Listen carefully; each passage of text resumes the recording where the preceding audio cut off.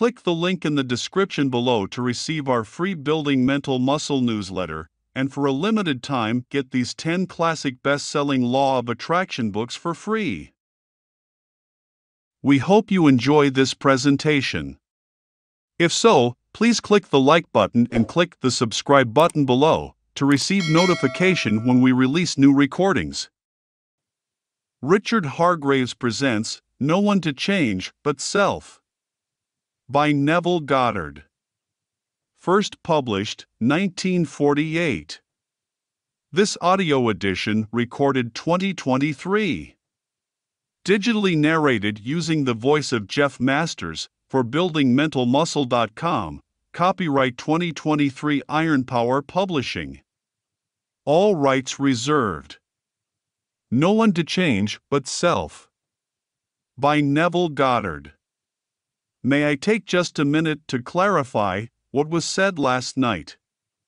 A lady felt from what I said last night that I am anti-one nation. I do hope that I am not anti any nation, race, or belief. If perchance I used a nation, it was only to illustrate a point.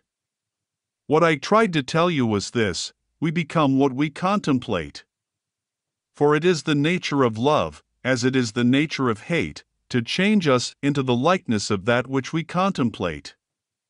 Last night I simply read a news item to show you that when we think we can destroy our image by breaking the mirror, we are only fooling ourselves.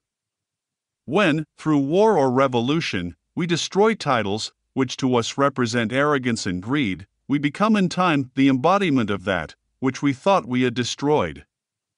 So today, the people who thought they destroyed the tyrants are themselves that which they thought they had destroyed. That I may not be misunderstood, let me again lay the foundation of this principle. Consciousness is the one and only reality. We are incapable of seeing other than the contents of our own consciousness. Therefore, hate betrays us in the hour of victory, and condemns us to be that which we condemn. All conquest results in an exchange of characteristics, so that conquerors become like the conquered foe. We hate others for the evil which is in ourselves. Races, nations, and religious groups have lived for centuries in intimate hostility, and it is the nature of hatred, as it is the nature of love, to change us into the likeness of that which we contemplate. Nations act toward other nations, as their own citizens act toward each other. When slavery exists in a state, and that nation attacks another, it is with intent to enslave. When there is a fierce economic competition between citizen and citizen, then in war with another nation, the object of the war is to destroy the trade of the enemy. Wars of domination are brought about by the will of those who within a state are dominant over the fortunes of the rest. We radiate the world that surrounds us by the intensity of our imagination and feeling.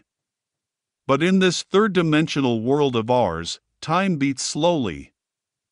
And so, we do not always observe the relationship of the visible world to our inner nature. Now that is really what I meant. I thought I had said it, that I may not be misunderstood. That is my principle. You and I can contemplate an ideal and become it by falling in love with it. On the other hand, we can contemplate something we heartily dislike, and by condemning it, we will become it. But because of the slowness of time in this three-dimensional world, when we do become what we contemplated, we have forgotten that formerly we set out to worship or destroy it. Tonight's lesson is the capstone of the Bible, so do give me your attention. The most important question asked in the Bible will be found in the 16th chapter of the Gospel of St. Matthew. As you know, all of the Bible stories are your stories. Its characters live only in the mind of man. They have no reference at all to any person who lived in time and space, or to any event that ever occurred upon earth. The drama related in Matthew takes place in this manner. Jesus turns to his disciples and asks them, "Whom do men say that I, the Son of Man, am?" Matthew chapter 16, verse 13. And they said, Some say that thou art John the Baptist, some Elias, and others Jeremiah, or one of the prophets. He saith unto them, But whom say ye that I am? And Simon Peter answered and said, Thou art the Christ, the Son of the living God. And Jesus answered and said unto him, Blessed art thou, Simon Bar-Jonah, for flesh and blood hath not revealed it unto thee, but my Father which is in heaven. And I say also unto thee that thou art Peter, and upon this rock I will build my church. Matthew chapter 16, verses 14 to 18. Jesus turning to his disciples is man turning to his disciplined mind in self-contemplation. You ask yourself the question, Whom do men say that I am? In our language, I wonder what men think of me. You answer, Some say John come again, some say Elias, others say Jeremiah, and still others a prophet of old come again. It is very flattering to be told that you are, or that you resemble, the great men of the past, but enlightened reason is not enslaved by public opinion. It is only concerned with the truth. So, it asks itself another question, But whom say ye that I am? In other words, who am I? If I am bold enough to assume that I am Christ Jesus, the answer will come back, Thou art Christ Jesus. When I can assume it, and feel it and boldly live it, I will say to myself, Flesh and blood could not have told me this. But my Father which is in heaven revealed it unto me. Then I make this concept of self the rock on which I establish my church, my world. If ye believe not that I am he, ye shall die in your sins. John chapter 8, verse 24. Because consciousness is the only reality, I must assume that I am already that which I desire to be. If I do not believe that I am already what I want to be, then I remain as I am, and die in this limitation. Man is always looking for some prop on which to lean. He is always looking for some excuse to justify failure. This revelation gives man no excuse for failure. His concept of himself is the cause of all the circumstances of his life. All changes must first come from within himself, and if he does not change on the outside, it is because he has not changed within. But man does not like to feel that he is solely responsible for the conditions of his life. From that time many of his disciples went back and walked no more with him. Then said Jesus unto the 12, Will ye also go away? Then Simon Peter answered him, Lord, to whom shall we go? Thou hast the words of eternal life. John chapter 6, verses 66 to 68. I may not like what I have just heard, that I must turn to my own consciousness as to the only reality, the only foundation on which all phenomena can be explained. It was easier living when I could blame another. It was much easier living when I could blame society for my ills, or point a finger across the sea and blame another nation. It was easier living when I could blame the weather for the way I feel. But to tell me that I am the cause of all that happens to me, that I am forever molding my world in harmony with my inner nature, that is more than man is willing to accept. If this is true, to whom would I go? If these are the words of eternal life, I must return to them, even though they seem so difficult to digest. When man fully understands this, he knows that public opinion does not matter, for men only tell him who he is.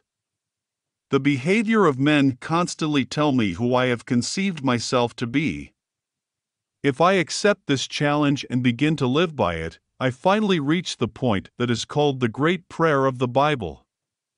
It is related in the 17th chapter of the Gospel of St. John. I have finished the work which thou gavest me to do.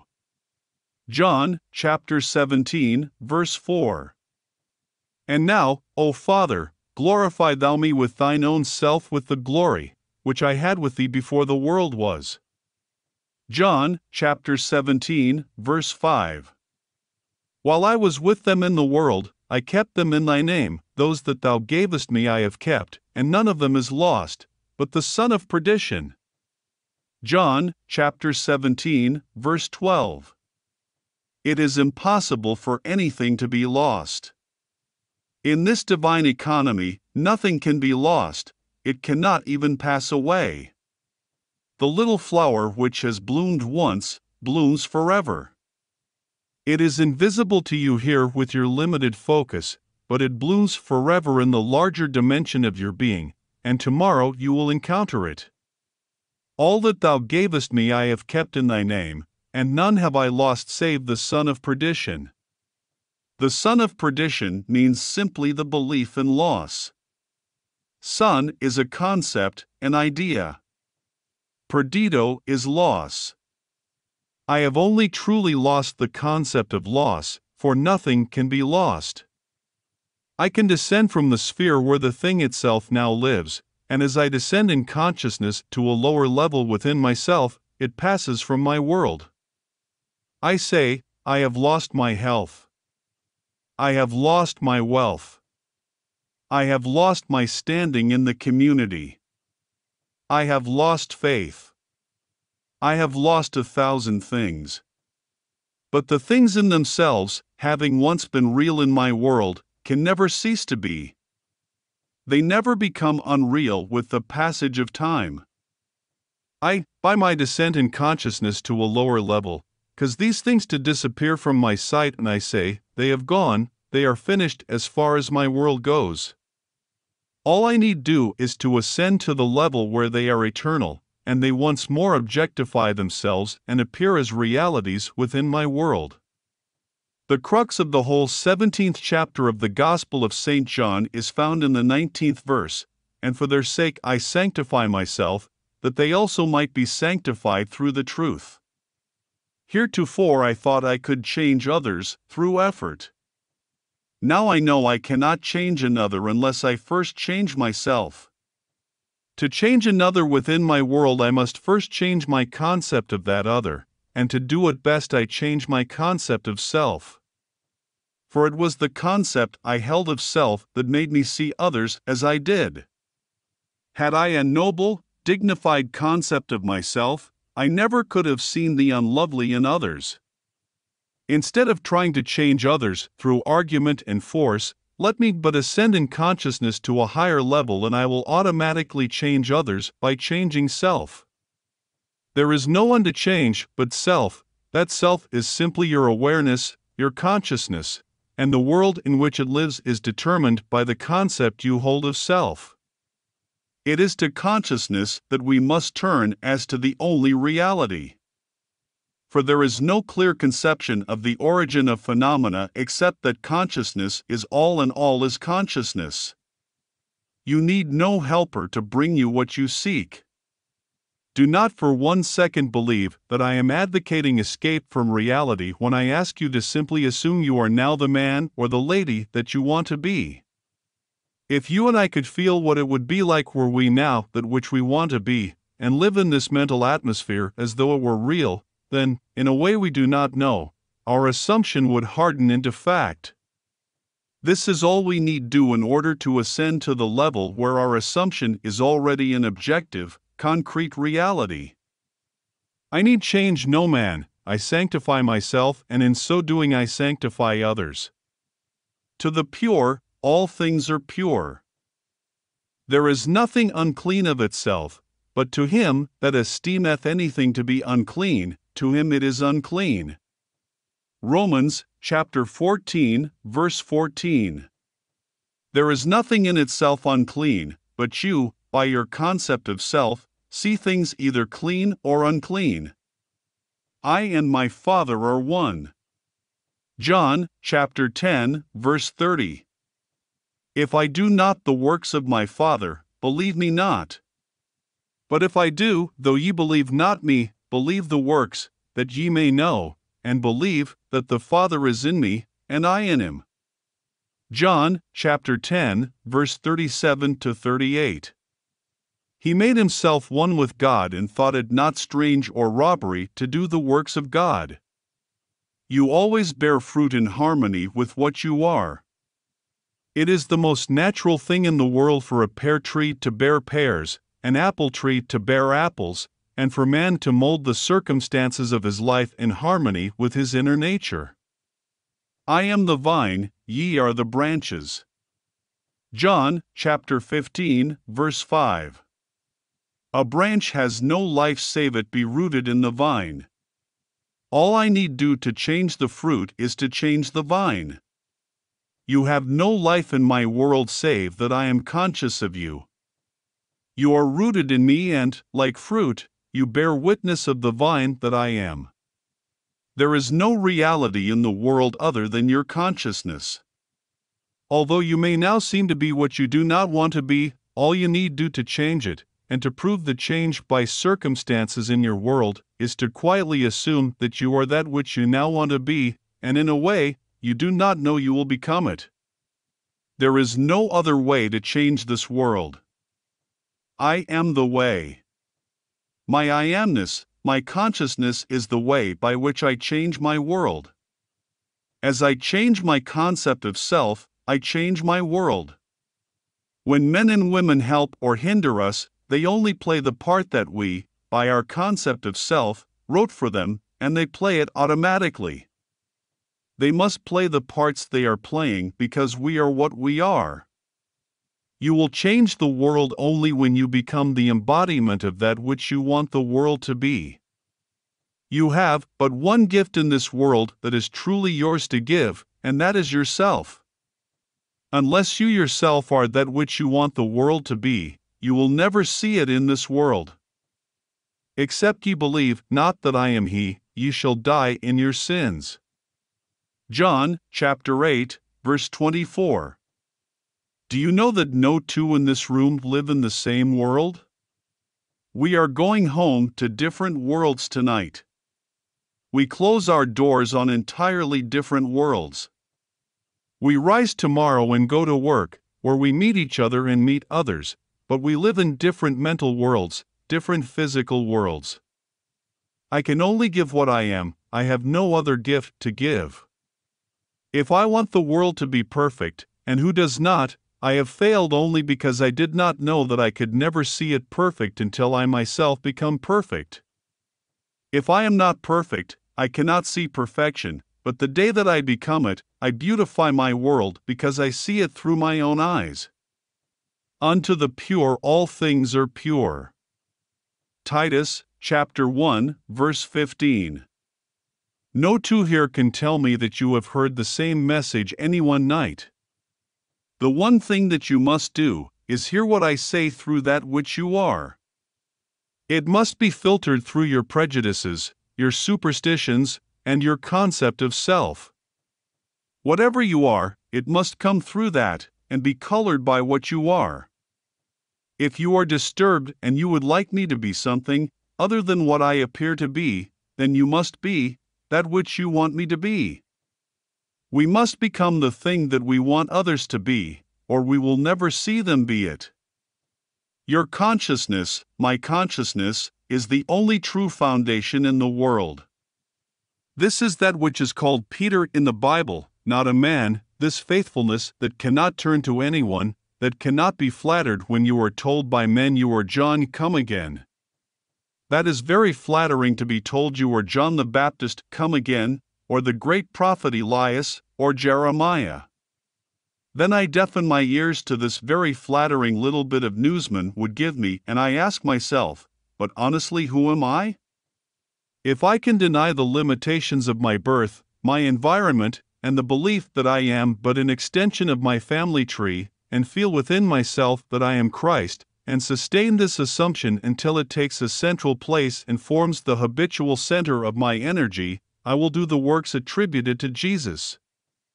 Without thought or effort, I will mold a world in harmony with that perfection which I have assumed and feel springing within me. When I open the eyes of the blind, unstop the ears of the deaf, give joy for mourning and beauty for ashes, then and only then have I truly established this vine deep within. That is what I would automatically do, were I truly conscious of being Christ.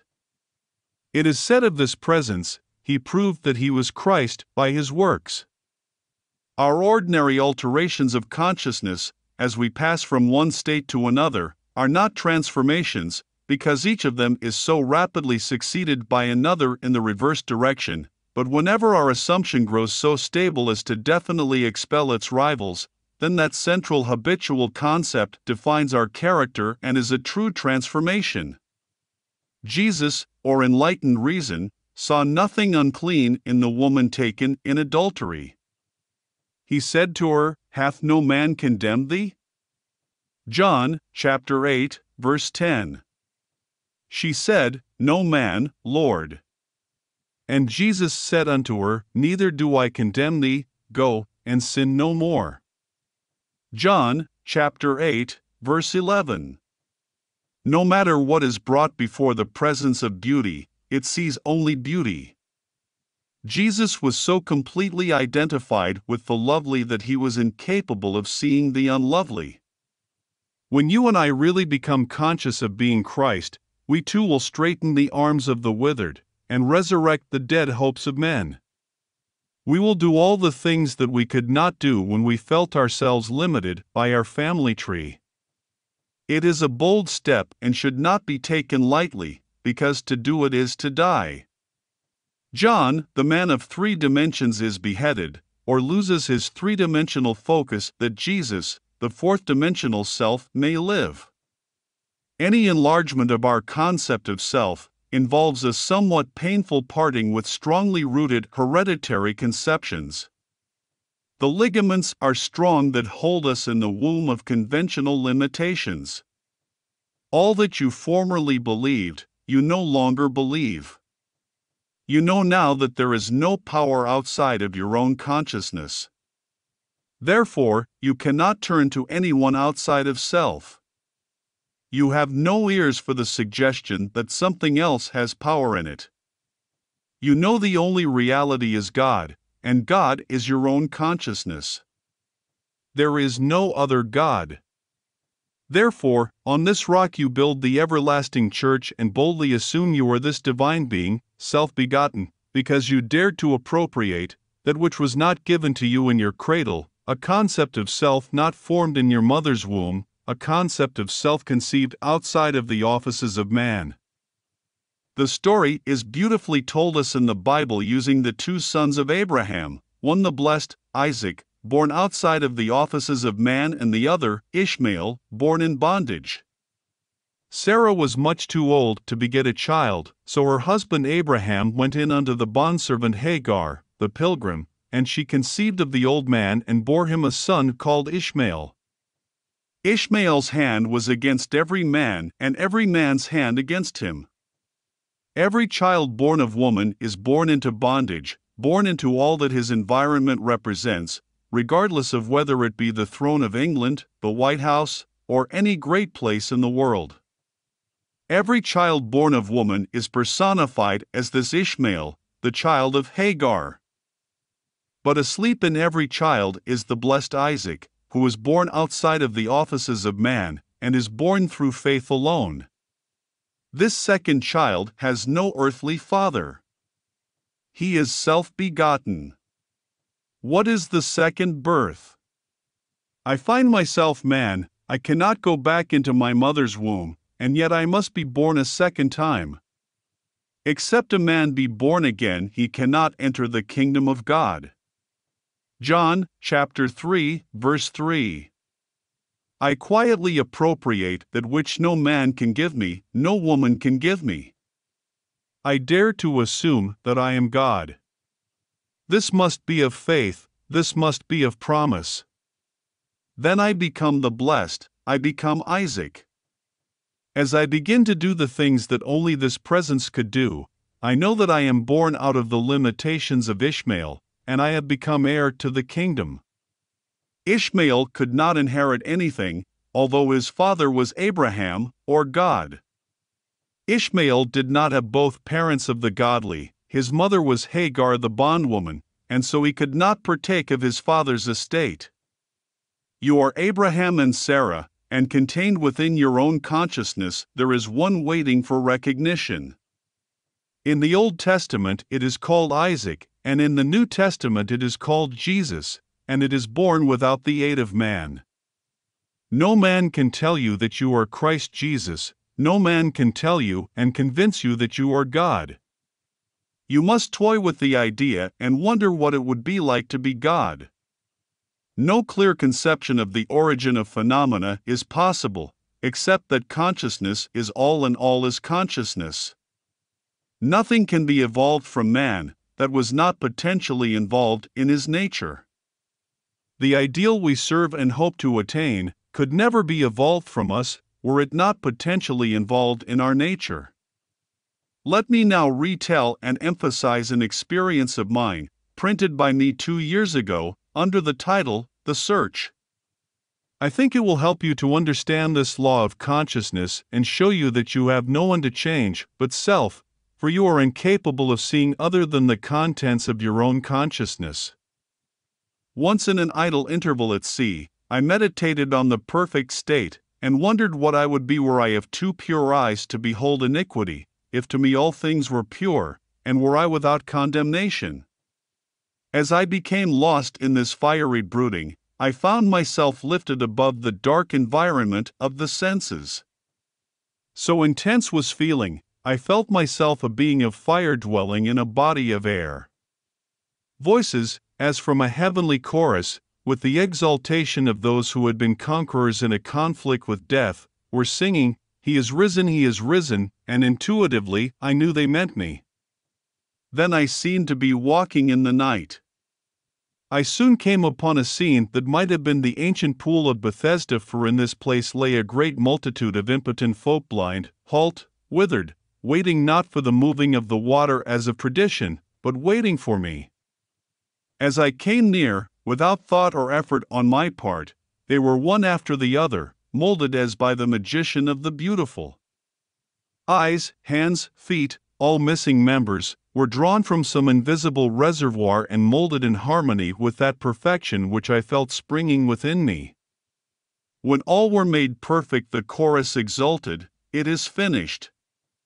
I know this vision was the result of my intense meditation upon the idea of perfection, for my meditations invariably bring about union with the state contemplated.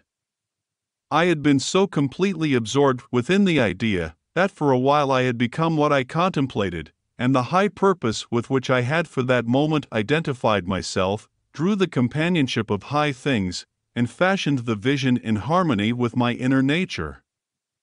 The ideal with which we are united works, by association of ideas, to awaken 1,000 moods, to create a drama in keeping with the central idea. My mystical experiences have convinced me that there is no way to bring about the perfection we seek other than by the transformation of ourselves.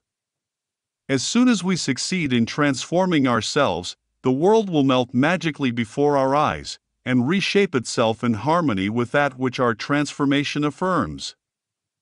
We fashion the world that surrounds us by the intensity of our imagination and feeling, and we illuminate or darken our lives by the concepts we hold of ourselves.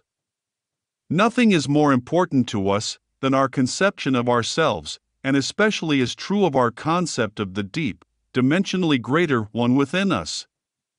Those that help or hinder us, whether they know it or not, are the servants of that law which shapes outward circumstances in harmony with our inner nature.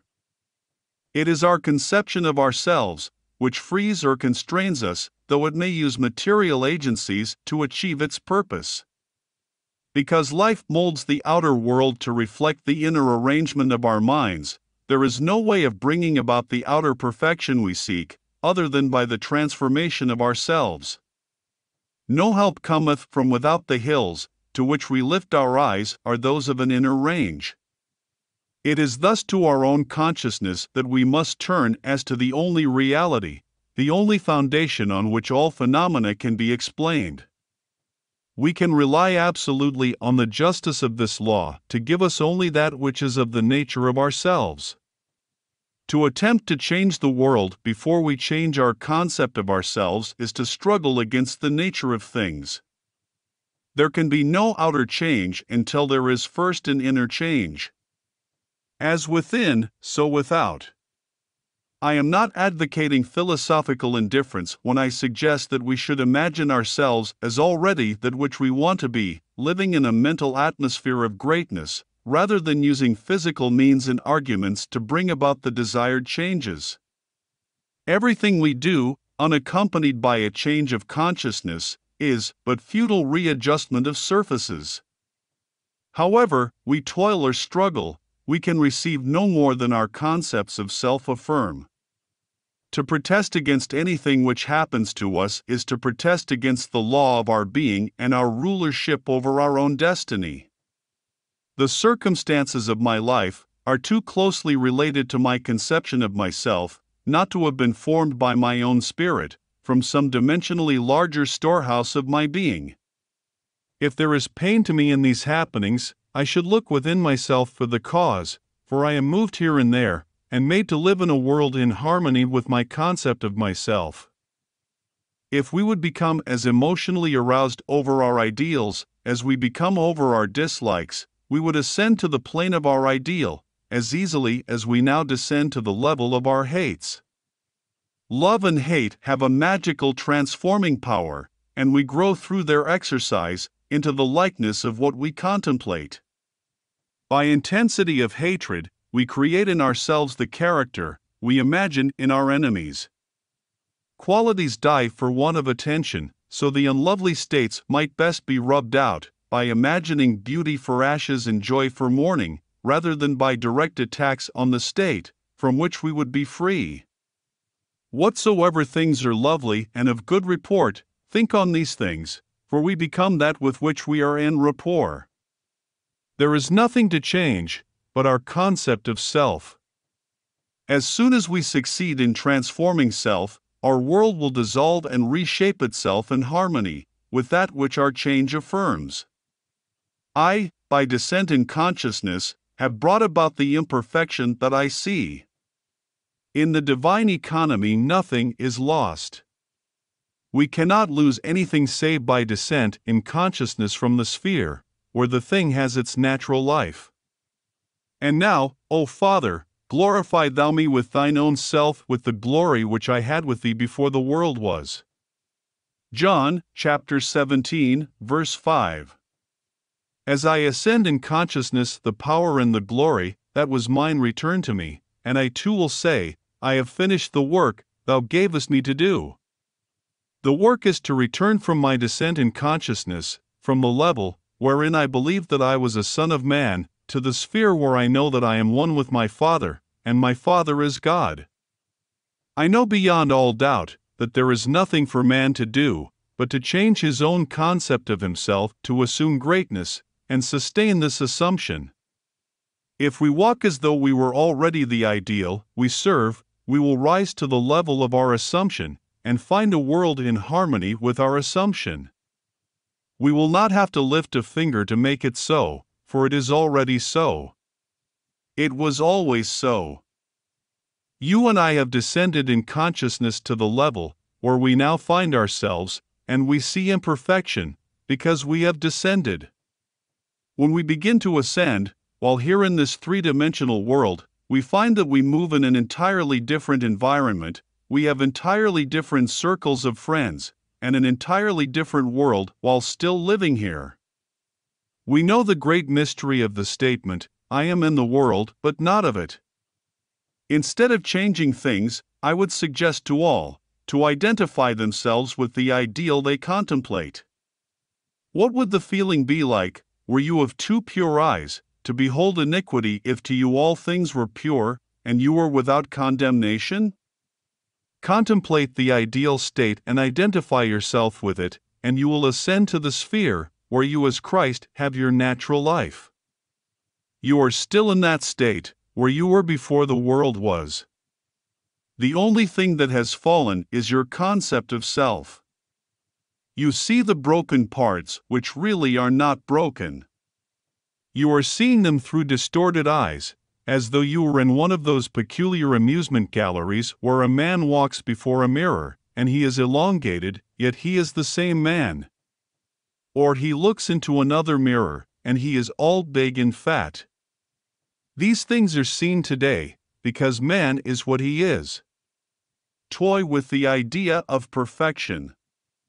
Ask no man to help you, but let the prayer of the 17th chapter of the Gospel of St. John be your prayer.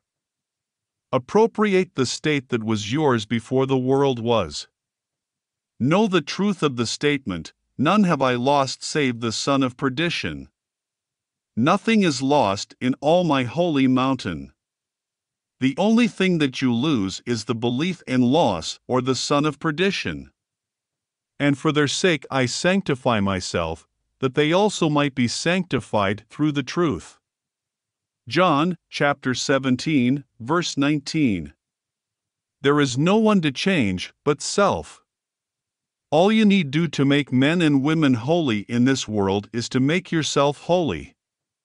You are incapable of seeing anything that is unlovely when you establish within your own mind's eye the fact that you are lovely. It is far better to know this than to know anything else in the world. It takes courage, boundless courage, because many this night, after having heard this truth, will still be inclined to blame others for their predicament. Man finds it so difficult to turn to himself, to his own consciousness as to the only reality. Listen to these words, no man can come to me, except the Father which hath sent me draw him. John chapter 6, verse 44. I and my Father are one. John chapter 10, verse 30. A man can receive nothing, except it be given him from heaven. John chapter 3, verse 27. Therefore doth my Father love me, because I lay down my life, that I might take it again. No man taketh it from me, but I lay it down of myself. John chapter 10, verses 17 to 18. You did not choose me, I have chosen you.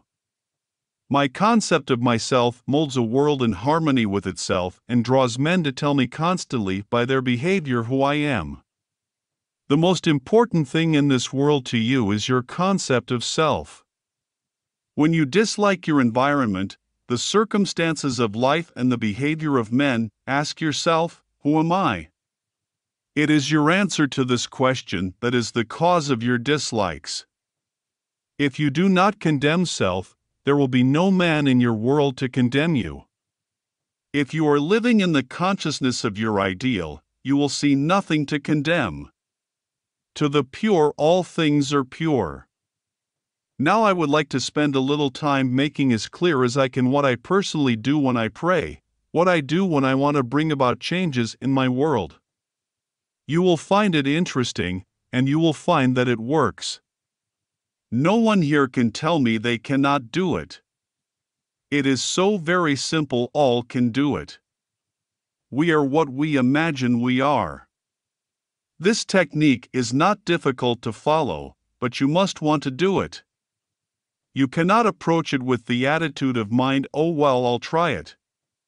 You must want to do it because the mainspring of action is desire. Desire is the mainspring of all action. Now, what do I want? I must define my objective. For example, suppose I wanted now to be elsewhere. This very moment I really desire to be elsewhere. I need not go through the door, I need not sit down. I need do nothing but stand just where I am and with my eyes closed, assume that I am actually standing where I desire to be. Then I remain in this state until it has the feeling of reality. Were I now elsewhere, I could not see the world as I now see it from here. The world changes in its relationship to me as I change my position in space. So, I stand right here, close my eyes, and imagine I am seeing what I would see were I there. I remain in it long enough to feel it to be real. I cannot touch the walls of this room from here, but when you close your eyes and become still, you can imagine and feel that you touch it. You can stand where you are and imagine you are putting your hand on that wall. To prove you really are, put it there and slide it up and feel the wood. You can imagine you are doing it without getting off your seat. You can do it and you will actually feel it if you become still enough and intense enough. I stand where I am, and I allow the world that I want to see and to enter physically to come before me as though I were there now. In other words, I bring elsewhere here by assuming that I am there. Is that clear? I let it come up, I do not make it come up. I simply imagine I am there and then let it happen. If I want a physical presence, I imagine he is standing here, and I touch him. All through the Bible I find these suggestions. He placed his hands upon them. He touched them. If you want to comfort someone, what is the automatic feeling? To put your hand on them, you cannot resist it. You meet a friend, and the hand goes out automatically. You either shake hands or put your hand on his shoulder. Suppose you were now to meet a friend that you have not seen for a year, and he is a friend of whom you are very fond. What would you do? You would embrace him, wouldn't you? Or you would put your hand upon him. In your imagination, bring him close enough to put your hand upon him and feel him to be solidly real.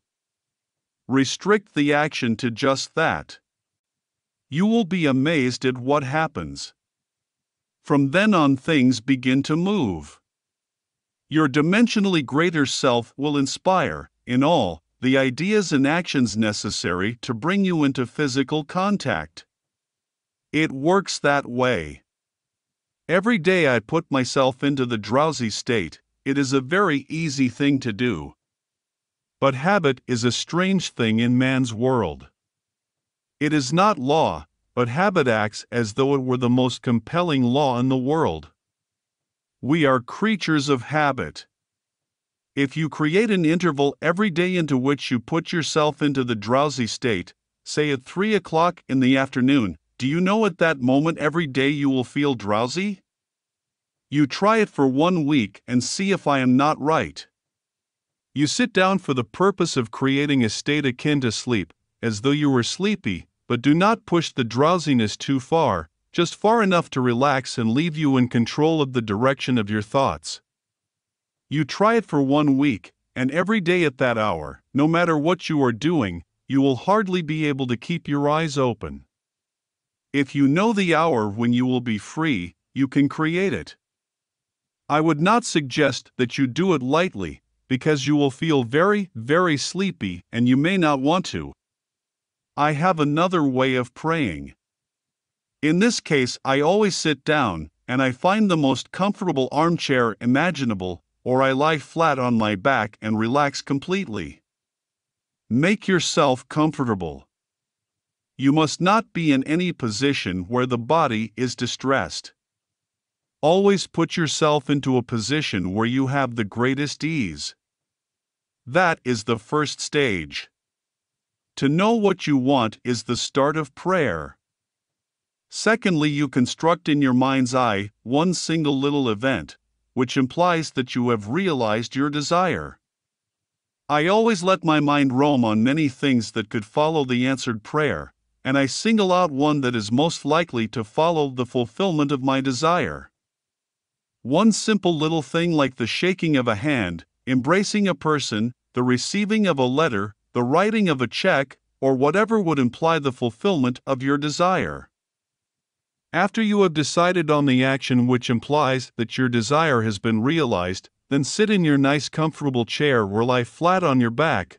Close your eyes for the simple reason it helps to induce this state that borders on sleep.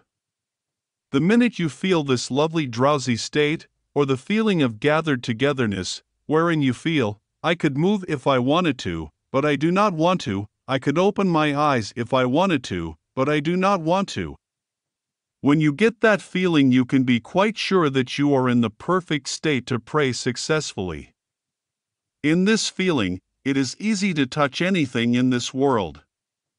You take the simple little restricted action which implies fulfillment of your prayer, and you feel it, or you enact it. Whatever it is, You enter into the action as though you were an actor in the part. You do not sit back and visualize yourself doing it. You do it. With the body immobilized, you imagine that the greater you inside the physical body is coming out of it and that you are actually performing the proposed action. If you are going to walk, you imagine that you are walking. Do not see yourself walk, feel that you are walking. If you are going to climb stairs, feel that you are climbing the stairs. Do not visualize yourself doing it, feel yourself doing it. If you are going to shake a man's hand, do not visualize yourself shaking his hand, imagine your friend is standing before you and shake his hand. But leave your physical hands immobilized and imagine that your greater hand, which is your imaginary hand, is actually shaking his hand. All you need do is to imagine that you are doing it.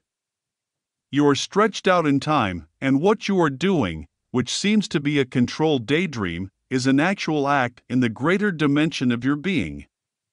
You are actually encountering an event fourth-dimensionally before you encounter it here in the 3 dimensions of space, and you do not have to raise a finger to bring that state to pass. My third way of praying is simply to feel thankful. If I want something either for myself or another, I immobilize the physical body, then I produce the state akin to sleep, and, in that state, just feel happy, feel thankful, which thankfulness implies realization of what I want. I assume the feeling of the wish fulfilled, and with my mind dominated by this single sensation, I go to sleep. I need do nothing to make it so because it is so. My feeling of the wish fulfilled implies it is done. All these techniques you can use and change them to fit your temperament. But I must emphasize the necessity of inducing the drowsy state where you can become attentive without effort. A single sensation dominates the mind if you pray successfully. What would I feel like, now, were I what I want to be?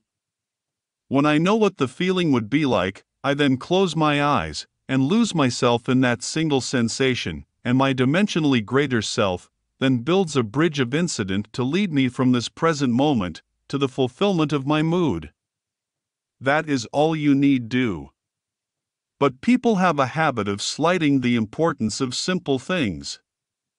We are creatures of habit, and we are slowly learning to relinquish our previous concepts, but the things we formerly lived by still in some way influence our behavior. Here is a story from the Bible that illustrates my point. It is recorded that Jesus told his disciples to go to the crossroads and there they would find a young colt not yet ridden by a man.